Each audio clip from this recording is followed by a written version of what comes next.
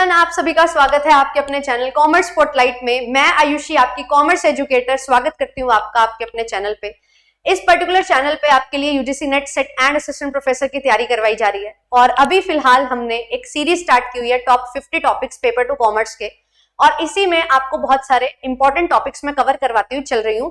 Complete 10 units commerce के syllabus में जो डिफाइंड है। तो आपके लिए एक और नया टॉपिक, एक और नया सेशन आ चुका है जो आपको क्लैरिटी देगा कंप्लीट टॉपिक की, और अच्छे से आप समझ पाएंगे कि किस तरीके से चीजों को कवर करना होता है, और डिटेल में विद नोट्स आपको हर चीज जो है वो प्रोवाइड होगी। पीडीएफ अगर आपको चाहिए तो आप JRF अड्डा एप्लीकेशन को डाउनलोड कर लेना, चैनल को सब्सक्राइब कर लो, क्योंकि बहुत अमेजिंग तरीके से पेपर 1 एंड पेपर 2 की तैयारी चल रही है। कंप्लीट तैयारी, ओवरऑल तैयारी आपकी हो रही है for UGC net set and UPPSC assistant professor के लिए भी कुछ खास आपके लिए आ चुका है जो आपकी तैयारी को एक लेवल और आगे लेके जाएगा।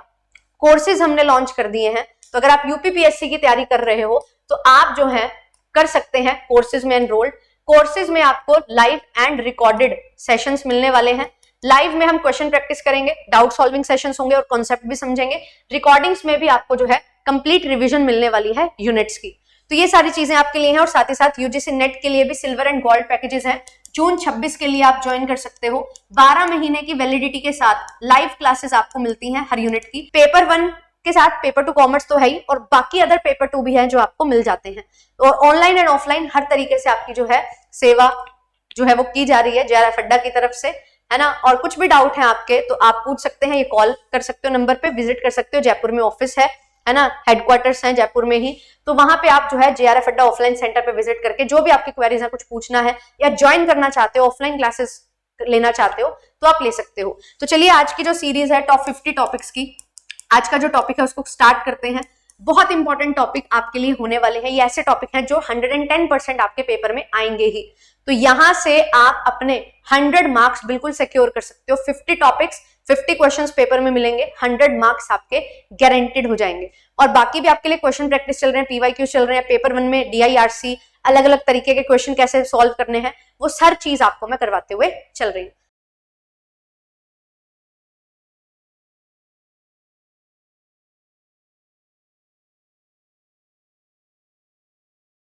अब एनपीए की बात करते हैं। एनपीए क्या होता है? Non performing asset. अब एनपीए क्या है?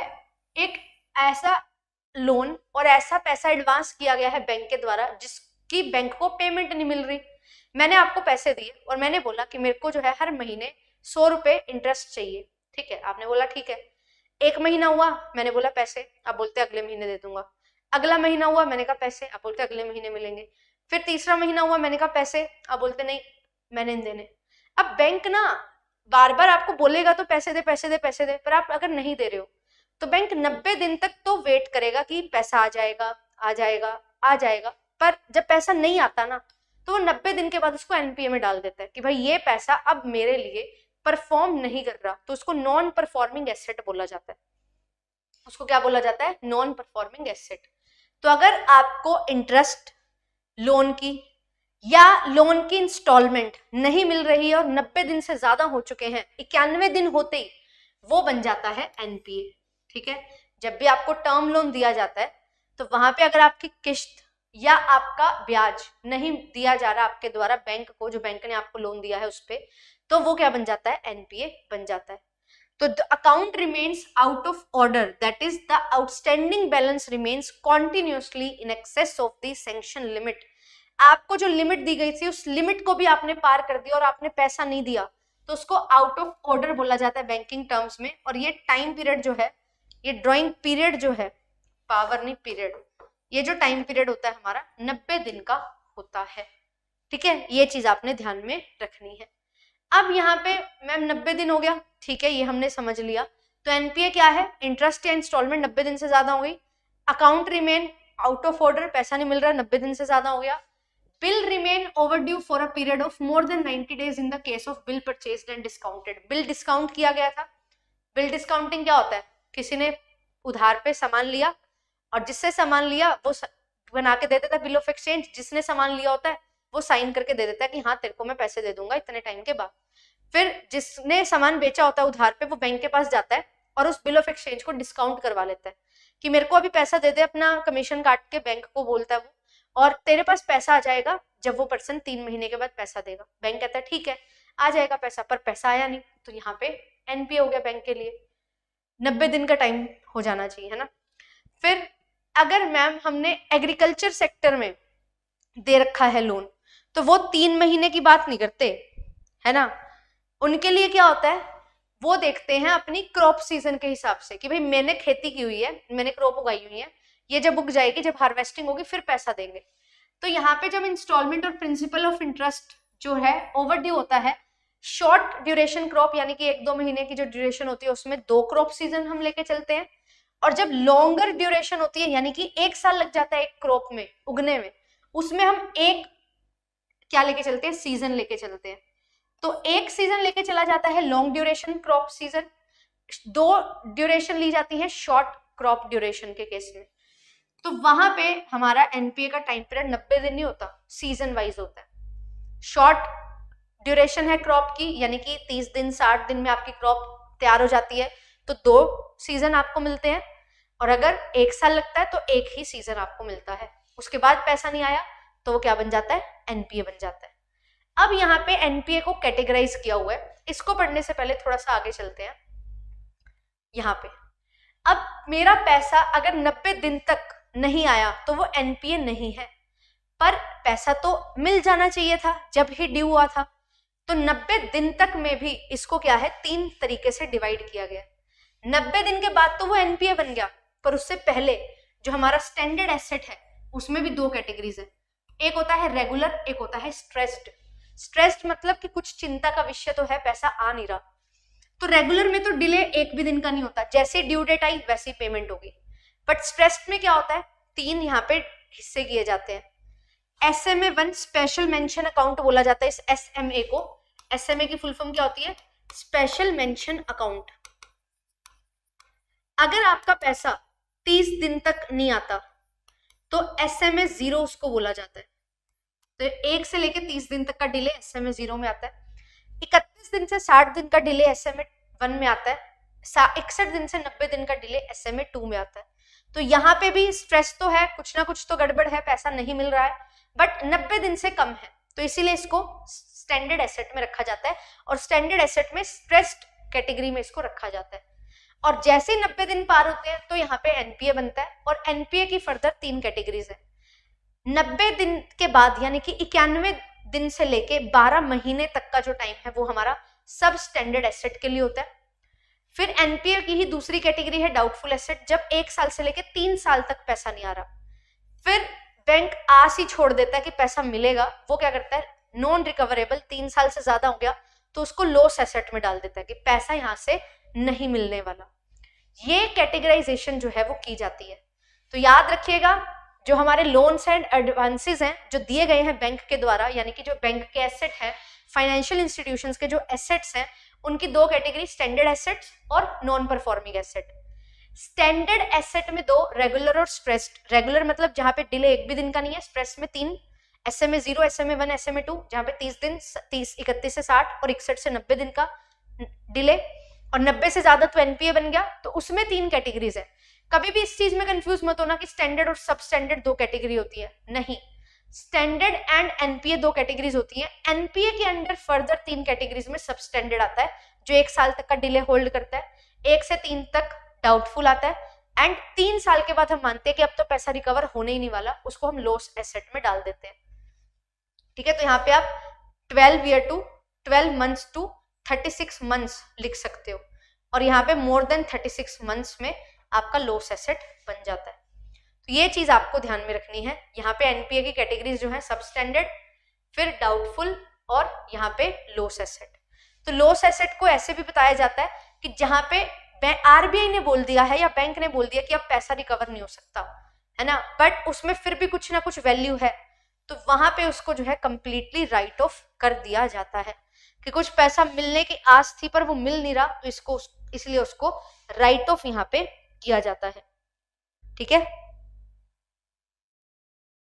Clear? Please give me 1 second.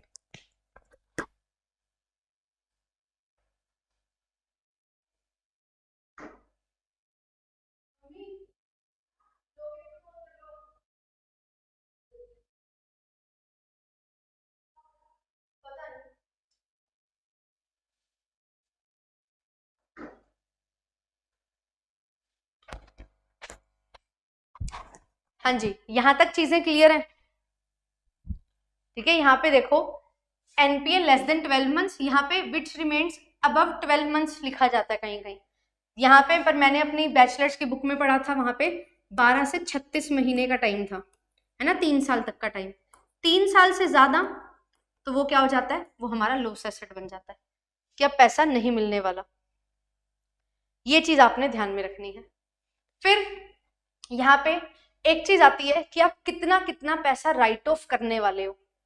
तो जब सबस्टैंडर्ड एसेट होता है, डाउटफुल एसेट होता है, लॉस एसेट होता है, जब पैसा नहीं मिल रहा होता और आपने लोन अलग अलग पर्पस के लिए दिया हुआ है, जैसे आपने एग्रीकल्चर के लिए दिया था, आपने कमर्शियल और रियल एस्टेट के लिए दिया था, या कोई यहाँ पे अदर कैटेगरी थी, तो उसमें यहाँ पे हमारे पास अलग अलग परसेंटेज होता है। ठीक है, तो ये जो अलग अलग परसेंटेज है वो कितना होता है, अगर आपने यहाँ पे क्या है, सब यहाँ पे स्टैंडर्ड एसेट और एनपीए के लिए यहाँ पे प्रोविजन बता रखे हैं कि कितना बैलेंस आपने राइट ऑफ करते जाना है। अगर आपने एग्रीकल्चर के लिए दिया है पैसा तो 0.25%, मतलब 1% का चौथा हिस्सा, कमर्शियल या रियल एस्टेट के लिए दिया है 1%, अदर के लिए 0.4%, ये चीज होती है। फिर अगर स्टैंडर्ड एसेट ना होके अब हमारे एसेट हो चुके हैं सब स्टैंडर्ड एसेट, मतलब एनपीए की कैटेगरी, 90 दिन से ज्यादा टाइम हो चुका है, तो सिक्योर्ड डेट जो है आपका, मतलब सिक्योर्ड मतलब आपने लोन दिया था उसके लिए सिक्योरिटी भी ली थी, तो वहां पे आपने 15% का प्रोविजन बनाना होता है अगर 90 दिन से 1 साल का टाइम है। अनसिक्योर्ड है मतलब आपने कोई उसके बदले में सिक्योरिटी भी नहीं ले रखी और आपको पैसा भी नहीं मिल रहा, तो 25% आपको राइट ऑफ कर देना है। और अगर इंफ्रास्ट्रक्चर का केस है तो 20%, है ना, आपने रोड ब्रिजेस के लिए दिया था लोन, उसमें 20%। और अगर डाउटफुल एसेट है, मतलब 1 से लेके 3 साल तक है, 1 साल तक तो 25% होगा डाउटफुल के केस में, हर एक में ही 1 से 3 तक 40%, 3 से ज्यादा हो गया मतलब लॉस एसेट ही बन गया वो, तो वो 100% राइट ऑफ होगा। एंड यस, लॉस एसेट में 100% राइट ऑफ होता है। तो ये परसेंटेज आने के चांसेस बहुत कम है, but for a safer side, और आप थोड़ा सा इसको समझ सको कि हाँ मैम इतना इतना परसेंटेज हो सकता है, तो हम यहाँ पे सेग्रीगेट कर सकते हैं। तो आप देख सकते हो जैसे जैसे आपका टाइम बढ़ता जा रहा है एनपीए का, उसी अकॉर्डिंग आपका जो है राइट ऑफ का परसेंटेज भी बढ़ता जा रहा है, ये चीज होती है। आने के चांसेस बहुत कम है, बहुत रेयर है, यहां से आने के चांसेस होते हैं टाइम पीरियड से, ठीक है, और कैटेगरीज आपको पता होनी चाहिए और क्राइटेरिया पता होना चाहिए, यहां से इंपॉर्टेंट होता है। फिर उसके बाद आता है कि अब एनपीए होते क्यों है ये हम समझें, है ना, एनपीए हो ही क्यों रहे हैं भाई, क्या कमी रह रही है, क्या चीज में हम अच्छे से बैंक जो है वो परफॉर्म नहीं कर पा रहा। तो यहाँ पे क्या होता है, हिस्टोरिकल फैक्टर्स आते हैं सबसे पहले तो, कि 2000 से 2008 में इंडियन इकोनॉमी जो है बूम फेज में थी, 2008 में एकदम से फाइनेंशियल क्राइसिस आए और सब चीजें तहस नहस टाइप हो गई थी, इकोनॉमी को पूरा खतरा हो गया था, ग्लोबल इकोनॉमी हमारी बिल्कुल स्लो डाउन हो गई थी, ठीक है। और फिर उसके बाद क्या आता है कि हमारी जो क्रेडिट देने की पॉलिसी ना, वो बहुत ही ज्यादा इजी टर्म्स पे हम क्रेडिट दे देते थे, जिससे लोग हमें टेकन फॉर ग्रांटेड लेके पैसा ही नहीं वापस देते थे, ये दिक्कतें आती थी, है ना, लेंडिंग नॉर्म्स बहुत आसान थे। कंटिजेंसी प्लानिंग ही नहीं थी कि अगर आकस्मिक, कंटिजेंट क्या होता है, आकस्मिक, कि अगर ऐसा हो गया कि पैसा ना आया तो वो हम करते ही नहीं थे, हम सोचते थे आ ही जाएगा यार पैसा, तो वो चीज जो है फेलियर होने की वजह से हमें नुकसान होता रहा, है ना।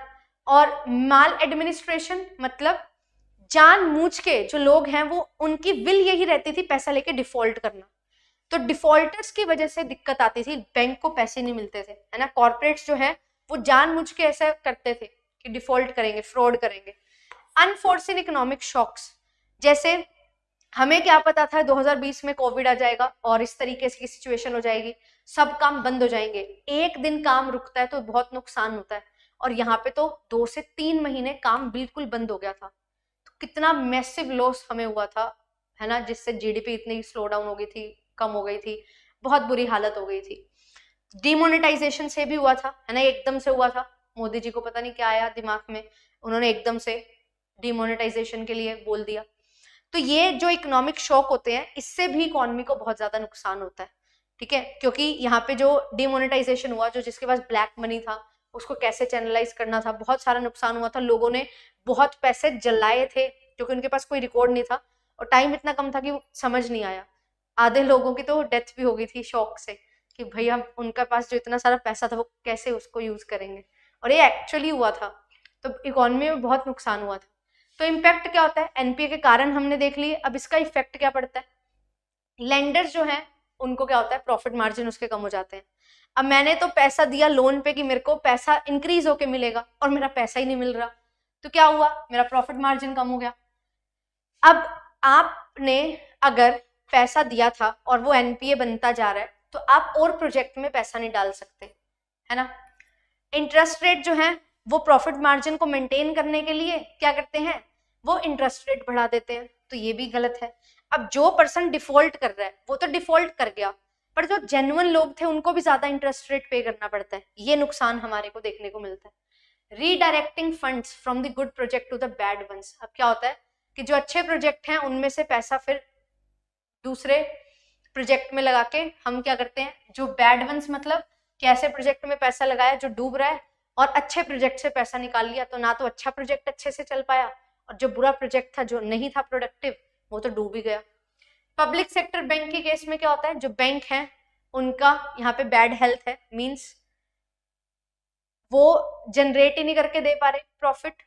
अब क्योंकि वो पब्लिक सेक्टर है तो सरकार भी बीच में अड़ी हुई है, वो स्टेक होल्डर है, शेयर होल्डर है, तो डिसीजन मेकिंग में भी काम है, तो ये भी दिक्कत आती है। तो गवर्नमेंट ऑफ इंडिया जो है उसको क्या मिलता है, वो ज्यादा सिक्योर सेफ, वो बात करते हैं ना सोशल वेलफेयर की, तो उनको डिविडेंड भी कम मिलता है, ठीक है। तो इससे जो है इंफ्रास्ट्रक्चर डेवलपमेंट नहीं होता, क्योंकि सरकार जो पैसा मिलेगा उसको सोशल वेलफेयर में और लगाएगी, पर उनको नहीं मिल पाता, तो यहाँ पे दिक्कत आ जाती है। इन्वेस्टर को रिटर्न्स प्रॉपरली नहीं मिलते जितना उन्होंने पैसा लगाया है ना। बैलेंस शीट सिंड्रोम क्या होता है कि बैंक और जो कॉर्पोरेट सेक्टर है ना, उनकी जो बैलेंस शीट है उसमें जो एसेट दिखाए जा रहे हैं और जो लाइबिलिटीज हैं वो सही वैल्यू पे मेजर नहीं हो पा रही, क्योंकि हम एसेट तो दिखा रहे हैं कि हमारे इतने एसेट है, पर एनपीए की वजह से वो पैसा पूरा नहीं हो पा रहा, तो यहाँ पे बैलेंस शीट सिंड्रोम हमें देखने को मिलता है, ठीक है। तो बैलेंस शीट सिंड्रोम मतलब जो बैलेंस शीट में वैल्यूज दिखाई दे रही है ना वो सही नहीं है, वो गड़बड़ है, क्योंकि एनपीए हो रहा है इस वजह से। तो एनपीए से तो आपके पास फंड्स नहीं आ रहे ना, आपके पास पैसा नहीं आ रहा, तो आपकी जो वैल्यूज हम दिखाई दे रही है हमारे पास बैलेंस शीट में वो सही नहीं होती, तभी तो हम राइट ऑफ करते हैं, कितना पैसा इतना परसेंट राइट ऑफ करते जाओ। NPA related cases add more pressure to already pending cases. अब जुडिशरी के पास हमारे जो इंडिया में कोर्ट है, कोर्ट में केसेस जो होते हैं वो आपको पता ही है कितना जल्दी जल्दी सॉल्व होते हैं, 10-10 15-15 साल भी चल जाते हैं। तो पहले से ही ऑलरेडी पेंडिंग केसेस हैं, इनकी और पेंडिंग केसेस आ जाते हैं, जिससे और ज्यादा प्रेशर बनता है जुडिशरी पे, और फिर होता है ना वो रेड टेपिज्म होता रहता है, काम पे काम बढ़ता रहता है और काम होता नहीं है, बस ये सिचुएशंस आ जाती हैं। फिर अब ये सारी चीजें हो रही हैं जिससे हमारी इकोनॉमी अच्छे से बिल्कुल भी काम नहीं कर पा रही है, नेगेटिव व्यू पॉइंट जा रहा है। तो इसके लिए क्या किया गया, बहुत सारे स्टेप्स लिए गए, यहाँ से पेपर में आया था सवाल कि क्या क्या स्टेप्स लिए गए हैं, तो ईयर वाइज क्या क्या चीजें जो है बनी वो हमने यहाँ पे आप वो पूछी गई थी कि कैसे कैसे यहाँ पे जो हमारे पास आता है ना कि हमारा जो एनपीए है वो हो रहा है, तो उसको सही करने के लिए क्या क्या स्टेप लिए गए थे। तो पेपर में क्वेश्चन आया था, ठीक है, और पेपर में क्वेश्चन कैसा आया था मैं आपको बता देती हूँ। पेपर में क्वेश्चन था, आपको अरेंज करना है, ठीक है, कि एनपीए को टैकल करने के लिए क्या क्या स्टेप्स लिए गए हैं। एनपीए को टैकल करने के लिए इंक्रीजिंग ऑर्डर में आपको बताना है क्या क्या स्टेप लिए गए हैं, है ना, step taken to tackle NPA.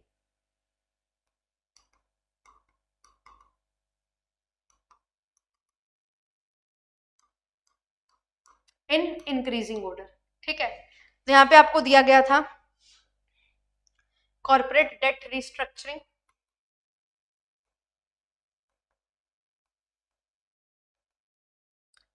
Then था SARFAESI act,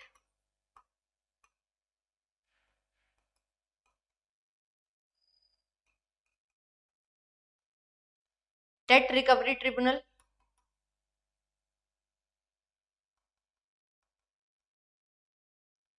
then we have corporate compromise settlement,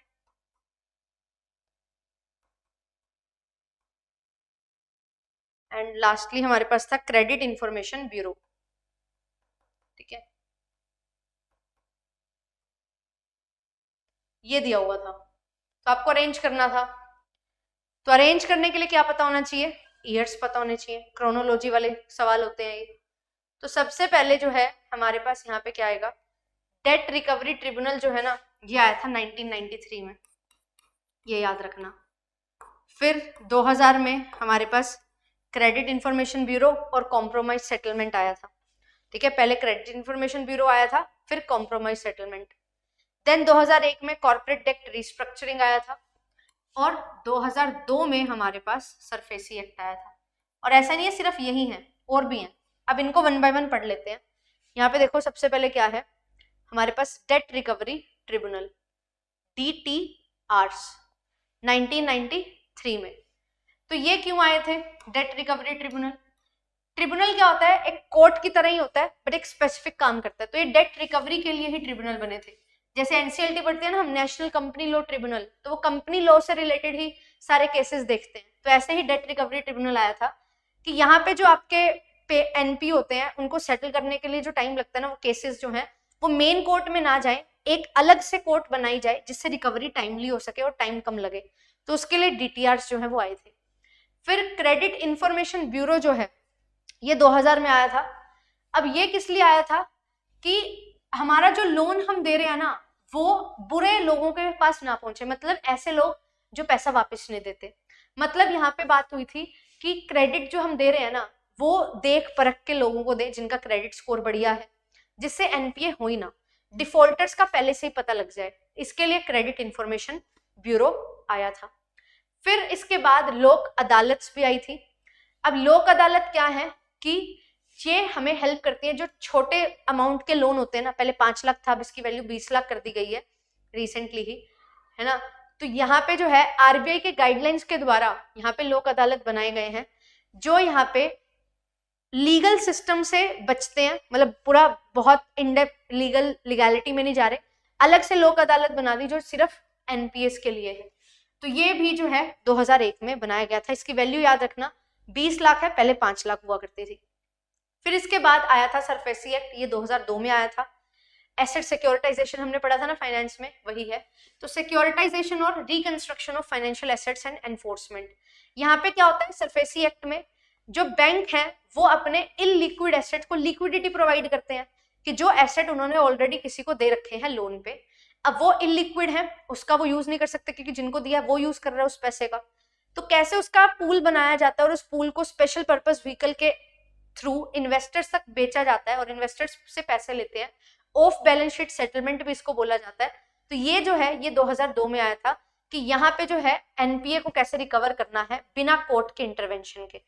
तो यहाँ पे क्या किया जाता है, जो सिक्योर्ड एसेट है उनको एक्वायर और डिस्पोज ऑफ किया जाता है पैसा रिकवर करने के लिए, कि जो सिक्योरिटी ले रखी है उसको बेच दो। फिर एसेट रिकंस्ट्रक्शन कंपनी एआरसी, तो यहाँ पे जो है 2002 में ही आरबीआई ने लाइसेंस दिया था 14 एसेट रिकंस्ट्रक्शन कंपनीज को, ठीक है। और यहाँ पे ये जो कंपनीज बनी थी ये सरफेसी एक्ट 2002 के तहत ही बनी थी। इनका काम भी यही है कि ये क्या करते हैं, जो भी हमारे स्ट्रेस्ड लोन है, मतलब 90 दिन से कम ही टाइम हुआ है और हमें खतरा लग रहा है उनपे कि यार पैसा आएगा या नहीं आएगा, तो उनके लिए यहाँ पे जो है ये काम करते हैं एंड पैसे को रिकवर करते हैं, ठीक है। और टाइम कंज्यूमिंग प्रोसेसेस जो हमारी होती थी उनसे बचा लेते हैं हमें। ये इनका काम ही यही है एसेट रिकंस्ट्रक्शन कंपनी का, कि जो हमने एसेट दिए, जो हमने लोन वगैरह दिए हुए हैं और जो हमारे एसेट हमें देखने को मिल रहे हैं कि भाई गड़बड़ चल रही है इनमें, उनसे बचाया जा सके कम समय में और जल्दी। फिर कॉर्पोरेट डेट रिस्ट्रक्चरिंग जो है ये 2005 में आया था। यहाँ पे जो कंपनी के यहाँ पे जो बर्डन आता है डेट का कंपनी पे, क्योंकि कंपनी क्या करती है, ऋण लेती है, ऑब्वियसली डेट वगैरह लेती है, तो यहाँ पे जो कंपनी को पे बैक करना है पैसा उसका टाइम बढ़ाया जाता है और जो इंटरेस्ट रेट है उसको कम किया जाता है। तो ये कॉर्पोरेट डेट रिस्ट्रक्चरिंग में क्या होता है, जो डेट का इंटरेस्ट रेट है इसको कम किया जाता है और टाइम पीरियड टू पे द मनी उसको बढ़ाया जाता है, जिससे जो कंपनीज हैं वो पैसा देने में सक्षम हो पाती हैं। तो ये काम जो है कॉर्पोरेट डेट रिस्ट्रक्चरिंग में किया गया। फिर आता है जॉइंट लेंडर फोरम, 2014 में आया था। तो जॉइंट लेंडर फोरम क्या है, जॉइंट मतलब दोनों मिलके, दो लोग मिलके।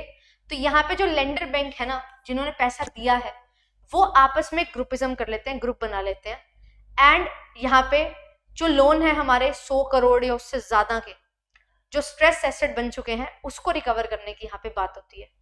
तो यहाँ पे भी जो स्ट्रेस्ड एसेट्स हैं, मतलब जो अभी एनपीए नहीं बने पर बन सकते हैं, पोटेंशियल एनपीएस, उन पे काम किया जाता है जहाँ पे बड़े पैसे का लोन दिया होता है।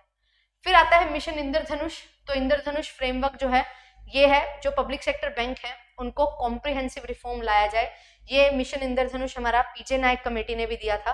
तो यहाँ पे ABCDEFG ये सारी चीजों पे बात है जो इन्होंने की थी। पब्लिक सेक्टर बैंक को ये रिफॉर्म्स लाने की जरूरत है, गवर्नेंस लाने की जरूरत है, वो सारा हम डिस्कस कर चुके हैं। ए से क्या है, बी से क्या है, सारा वो आपने ध्यान रखना है।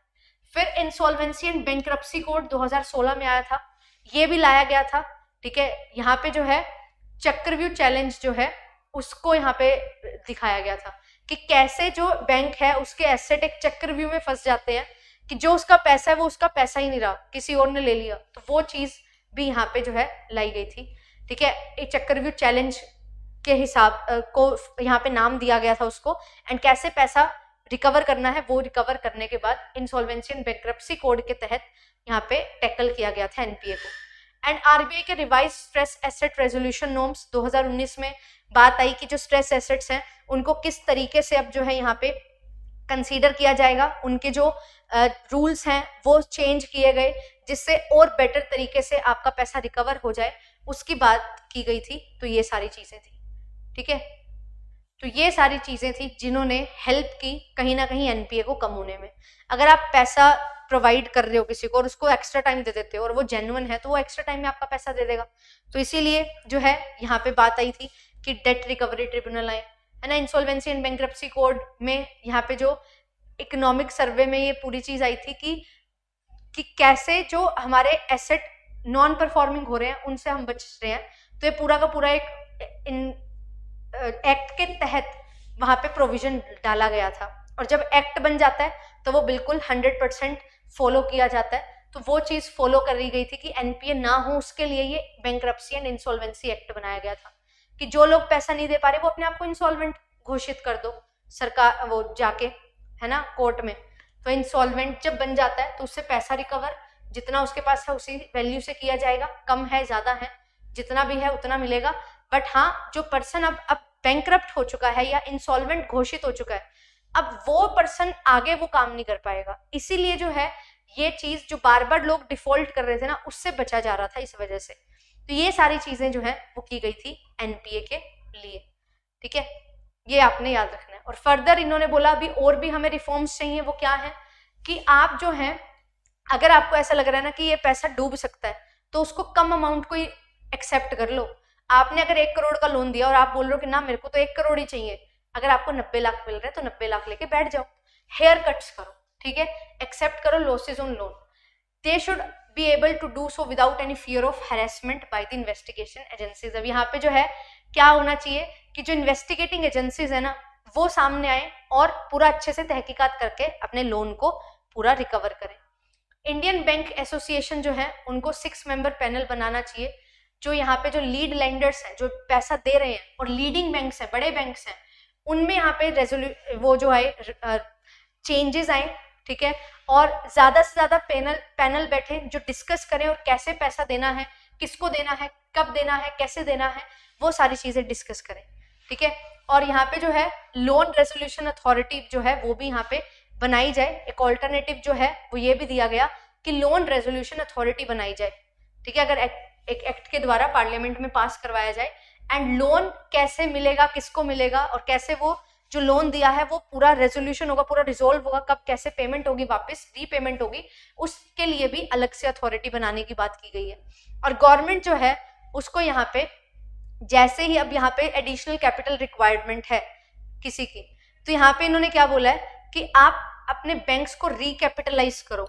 मींस कि कितना कैपिटल है उनके पास वो सारी चीजें दोबारा से लेके आओ, कितना पेड अप कैपिटल है, कितना कॉल्ड अप, कितना ऑथराइज कैपिटल है, वो सारी चीजें, मतलब कैपिटल रिकंस्ट्रक्शन करने की बात यहाँ पे की गई है बैंक्स को, कि कैपिटल उनकी दोबारा से चेक की जाए, दोबारा फ्रेम की जाए। गवर्नमेंट को ये काम करना चाहिए।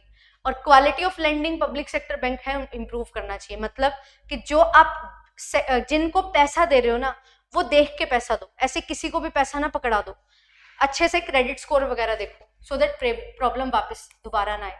और पब्लिक सेक्टर बैंक जो है उनको ऑटोनॉमी दो। ये बात तो कमेटीज में भी हो रही थी कि थोड़ा सा उनको फ्री छोड़ो कि वो अपने बलबूते पे काम कर सकें।